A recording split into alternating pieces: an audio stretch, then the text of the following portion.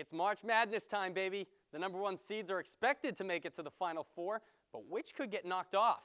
Which team watching at home is the biggest snub? And which teams coming out of the South regions will win? This is Unsportsmanlike Conduct.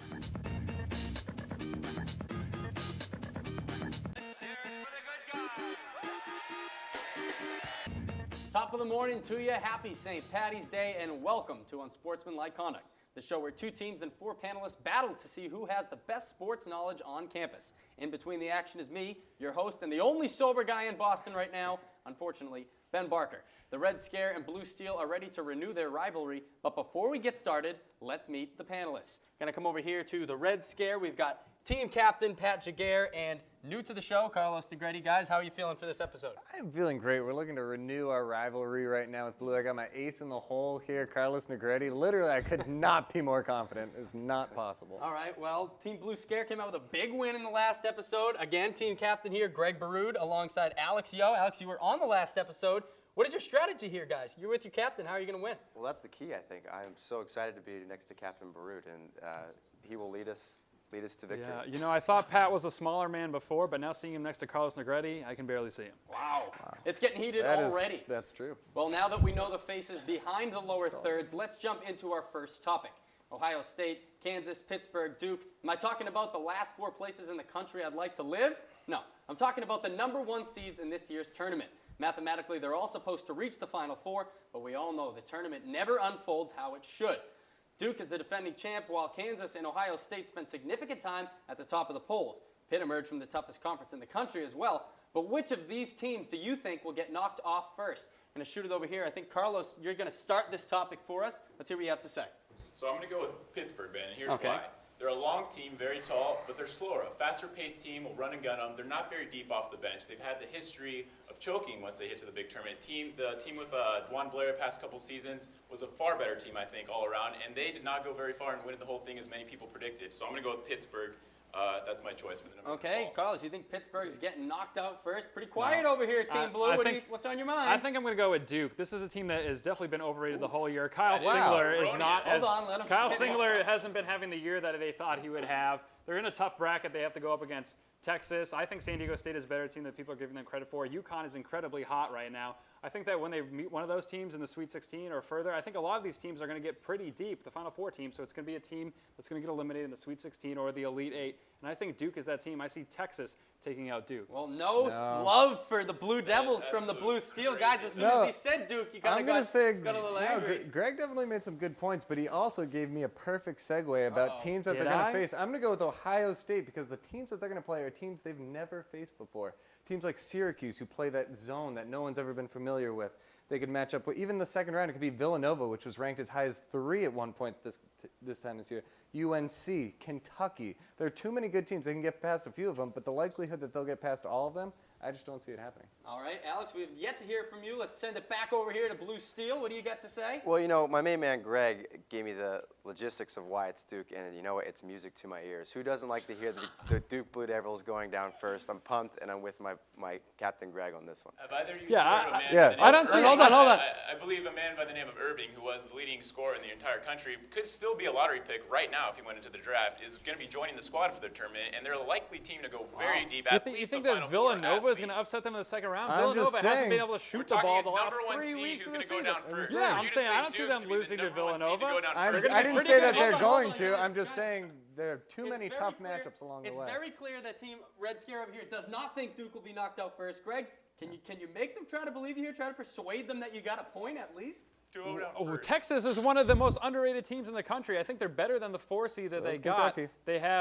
They have a pretty deep inside presence, and they're also good in the front court. We know that the front court can compete with Duke. Irving, like you said, he's had some injury issues. There's been some questions there. I think Duke is ripe for the taking, and especially coming off of last year, I think that they're not going to be as up to that cutting edge as they think that they are. Okay, Carlos, you led off this topic by saying that it would be Pitt. Let's hear some more reasons why. I mean, Pat gave us some reasons why he thought Ohio State would get knocked out, a little bit of unfamiliar waters. They're playing some teams they haven't seen. What's Pitt going to go up against? I mean, well, the question is which number 1 team is going to go out first. Right. And I think of all of them, it's definitely got to be Pittsburgh. They're just not very deep. If they get in foul trouble, they're not very deep off the bench. Their whole team's in big trouble if they don't go very far with their team they already have out there on 5. So. Pitt's Okay, too good.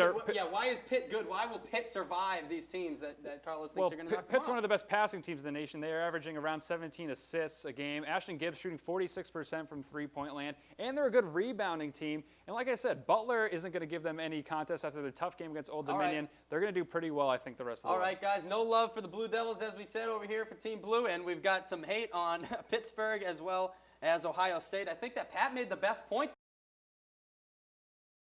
So much, calling Greg a nerd. Let's see, back it up. Let's be honest. I mean, who really wants to see 2 Ivy League teams in the tournament? They played Princeton and Harvard played each other 3 times. Princeton obviously took that 2 games to 1.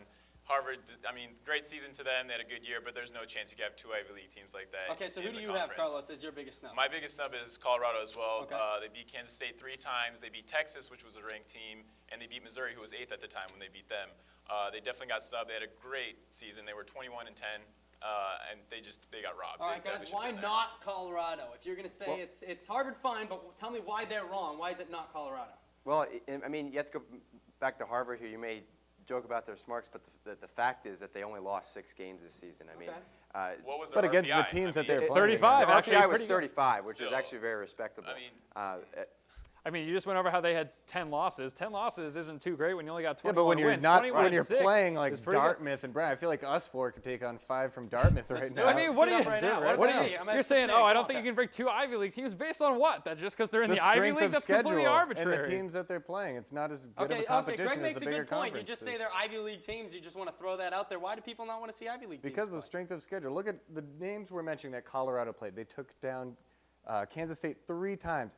Texas, Missouri. You don't see anyone on the schedule. Harvard, They oh only my beat Kansas gosh. State They twice. beat Boston College. I'm excited. But there's a I'm reason scared why to they play had them. those beat big Harvard. wins and they still Yeah, didn't Colorado make it. beat Colorado Harvard. beat Okay, hold on, guys. Greg, why is the reason that they didn't make it then? Well, Colorado couldn't win on the road all season, and they didn't have a great out-of-conference schedule, and too bad. I'm sorry. Harvard should have been the rightful Ivy League team. Well, I'm glad. All right, guys, that's going to end this discussion here. I really think that Harvard had a pretty good season. I'm going to give the point over here to the Blue Steel. Guys, you can't just say, oh, they can't go because they're an Ivy League team. You're just being a bully to the little nerds. And, hey, I'll tell you right now, you go on YouTube and type in bully gets hurt, you're going to see some funny stuff. So I think Harvard got snubbed, guys. Point's going to go over here to Team Blue Steel. We've heard some great arguments so far, and when we return, we'll hear everyone's picks for the Southeast and Southwest regions. The score now stands at 2-2. Each team has won 1 topic. Literally, do not move a muscle. UC will be right back. Thanks for sticking around. You'll be glad you did because it's time for the Celebrity Showdown. We all know that Greg Baroud is a tabloid superstar, but Lily Zhao's nickname in high school was the entertainment guru. Isn't that right, Lily? Indeed it was. So let's get weird. Our first question. Guys, what Cameron Diaz movie should A-Rod watch before the season to inspire him to have a great season? Greg, you're a Yankee fan. This should be right up your alley. Tell me, what movie is it going to be? You know what? I'm going to go with The Mask. I think that he needs to transform himself from an ordinary player into the great player he once was. And if he finds that mask with the help of that cute little dog, I think he can go a long way. All right, Greg wants The Mask. Lily, how about you? Well, he should want to keep his relationship alive and to do well, get those 60 home runs in a season, and that should be Charlie's Angels. He should be afraid of Cameron Diaz because she will kick his butt if he does not have a good season. Okay, well, I think those are both pretty good answers, but let's be honest. Drew Barrymore was the more... They all kick butt. Well, I'm going to go with Greg on this one. I think that The Mask was a good answer. Plus, Jim Carrey's one of my favorites. Okay, next topic. Greg, you're also going to start this one. There's a lot of celebrity athlete couples out there, but some just get borderline weird. Greg, what do you think is the oddest celebrity athlete couple? You know, you might not think of this one at first, but I'm going to go with Tony Romo and Jessica Simpson. This guy, eventually she probably lotioned his hands up so much that he couldn't hold a ball, and then they fumbled and they couldn't win in the playoffs. She seemed to be a distraction all the way. She could see him in those, or he could see her in those tight shorts all the way up in the press or in the box that she was watching from, and he had no idea what was going on. Tony Romo probably could have been one of the top 5 quarterbacks in the NFL, but I think she was a huge reason for his decline, and I think that maybe he is a Super Bowl champion if not for Jessica Simpson. She's been with some interesting people in her life. It's Jessica Simpson's fault that Romo doesn't win one. Lily, That's not his. what do you think? That's just silly. I have a better one for you. Dennis Rodman and Denise Rodman, a.k.a. Dennis Rodman himself. And let's see.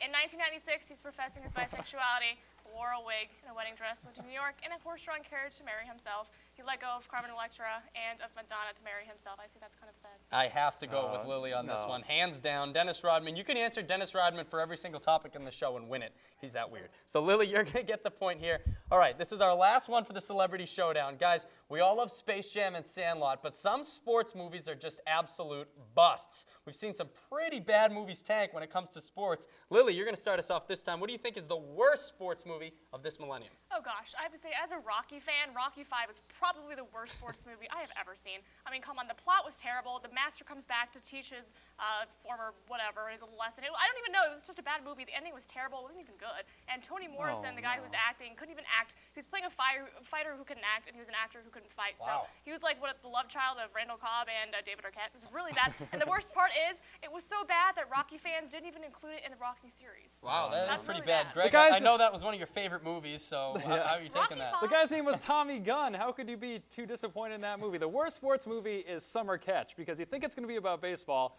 and then you find out it's a love story starring Freddie Prinze Jr. So negative points for Freddie Prinze Jr., plus points for Jessica Biel. Have to give them credit there. But I mean, Matthew Lillard is in it. He plays Shaggy in Scooby-Doo. And come to think of it, didn't Freddie Prinze Jr. play Fred in the Scooby-Doo movie? That's the kind of level that this movie's at. It's really very disappointing when you get down and watch it. Greg, unfortunately for you, I loved Summer Catch. Oh. The point's going to go Can't over believe here. that. So Lily's out. Rocky, it's just gone on too long. Lily, you're going to take the point. Well, we're going to head to a commercial, but when we come back, we've got our final two topics. We're going to crown this episode's champion and hear their yellow cards. Stay where you are.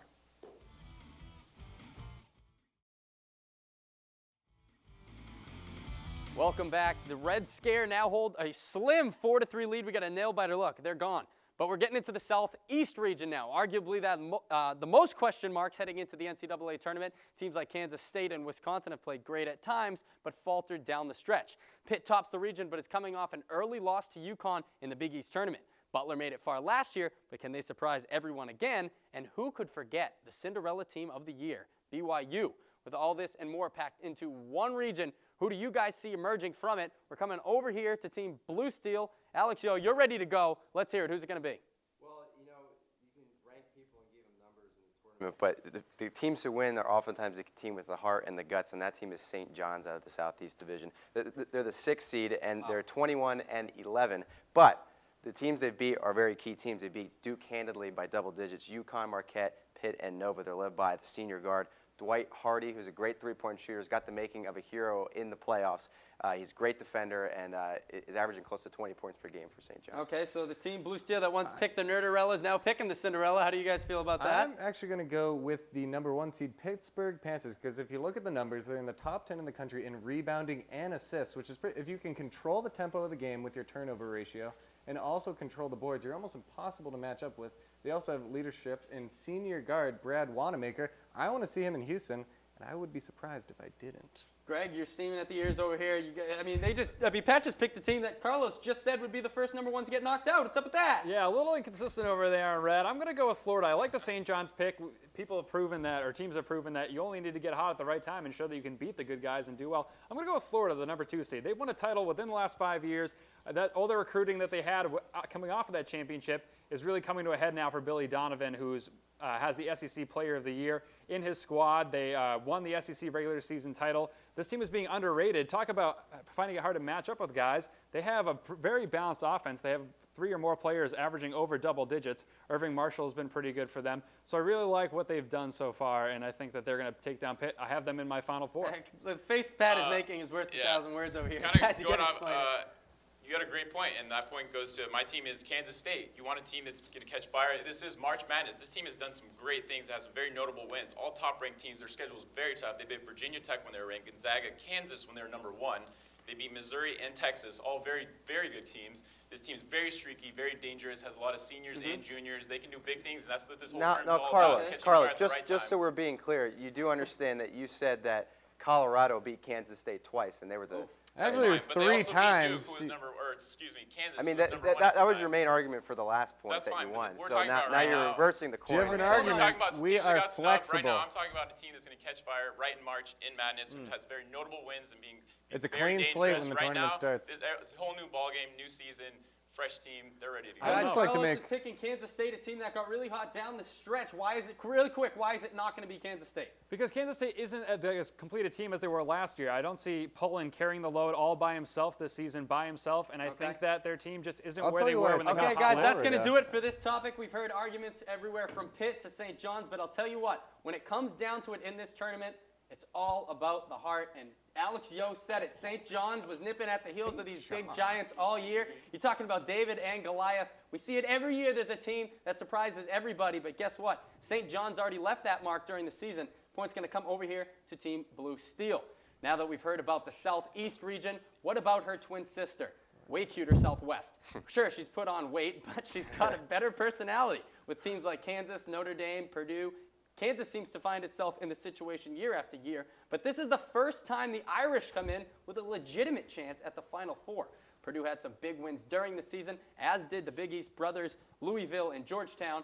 A lot of experience in this region. Who do you guys think is headed to Houston? We're coming back over here. Greg, this is all you, my man. Start us off. Well, Notre Dame and Purdue, for me, that's pretty much a toss-up. I can't put too many of my eggs in either of those baskets. And then I see Louisville, they are out, right? So Morehead State is in, and that clears the way for Kansas. A lot of people are picking this team for a reason. They have the Morris twins there. They're one of the deepest teams in the nation. They have a great bench, and they're the #1 seed. I don't see any reason why they would get tripped up by anyone. I'm not afraid of anyone else in that So side. today's Wow. Morehead State I'm gonna upset give- has Greg thinking Kansas. What about I'm you going to guys? give you a handful of reasons. You mentioned them. Notre Dame, luckily all the games that they're going to be playing are in Chicago, not that far from their campus, so they're going to have almost a home field advantage. And also, one thing Notre Dame does to other teams is they make them play their game. They slow it down. They play it in the half-court offense with Ben Hansbrough really controlling the ball tempo. They're going to make Kansas, who's more used to a run-and-gun offense, kind of get out of rhythm and not be able to play the game that's allowed them to take over in other games. Greg, you're nodding your head yes. Well, I'm Looks like saying, you agree well, with no, I'm Pat saying on that this. part of Notre Dame's slow-down offense helps them get back on transition defense. And if they start bricking threes and Kansas gets big rebounds, they're going to break back on Notre Dame, and they're not afraid to play any kind of style that they want to get the job done. All right, we're going to hear from Alex. Alex, are you agreeing with your partner here? You guys Absolutely. have been pretty cohesive so far. I think Kansas is definitely. Two are cute as a button. I still think that Kansas is. By the way, it's nice do you got over there. But Oh, man, Sensitive. we're going after the Sensitive. hairdos now. Sensitive. like Hey, his all right, haircut. the hair topic was on the last show. Let's hear, Alex, this is your FaceTime right now. Let's hear what your argument is. Kansas is definitely the strongest #1 seed, and as my partner said, they are definitely have the clearest path to getting there, and that's the key to winning any division, and they're going to do it. Just All watch. right, so Team Blue Steel's really banking on this Morehead State upset. Guys, I need you to tell me right now why Kansas will not be able to make it. I'm going to say because they're going to be forced to play a game they're not comfortable with, and I just can't see them adjusting. If they're forced to play strictly a half-court game, I think that takes away all the benefits they have. What Their if athleticism, Abramitis cools their off? run and What gun. if Hansbrough cools off? They That's can't live on the you three-pointer can't all predict season. something like that. They I'm saying also have Kansas- great. Kansas has shown yeah. they can get the way You done. could say- Kansas is super deep that if one guy starts having a bad day, maybe some Yeah, other but guys it's a fill bunch in. of players. All right, Morning you want to Star? talk about depth, guys? You got to defend your point over here in Notre Dame. Does Notre Dame have the depth of Kansas? Do they have enough guys coming off They their bench? have a lot of role players. I mean, they're a bunch of white guys who know how to pass the ball and look for the great shot. It's a fact. I mean, the McMorris brothers run that team. I mean, Without, really. if they get in foul trouble, they're kind of screwed down low. They don't really have other real. All big right, men guys, that that's can going to pull wrap down low. up the topic. Coming into this topic, the score was so close. 5 points for Team Blue, 4 points for Team Red. But guess what? It's going this way. Team Red Scare wins it. I think it's going to be Notre Dame. I really do. You talk about depth. Every one of the guys on the court for Notre Dame can hit that three. And they have been hitting it all year. So to say that they're going to cool off when the pressure time comes, I don't think that's going to happen. see your brag. Red team is our champion. That's it. The winner of the day is the Red Scare. Guys, Blue Steel, you had your chance, but you couldn't capitalize. When we come back, it's yellow card time.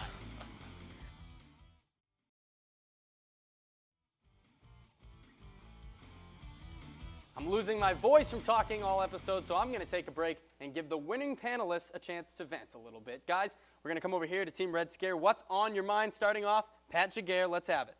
I'm going to go with my beef right now is with Danny Ainge, GM of the Celtics. You trade away Kendrick Perkins for Jeff Green, essentially. Now, I know Jeff Green is coming off a big night last night, but in the playoffs, the one advantage you had over the Miami Heat was size. Bosch is lanky. Perkins, Big Baby, Shaq, could have all pushed him around. And now you take out the heart and soul of a defensive-minded team.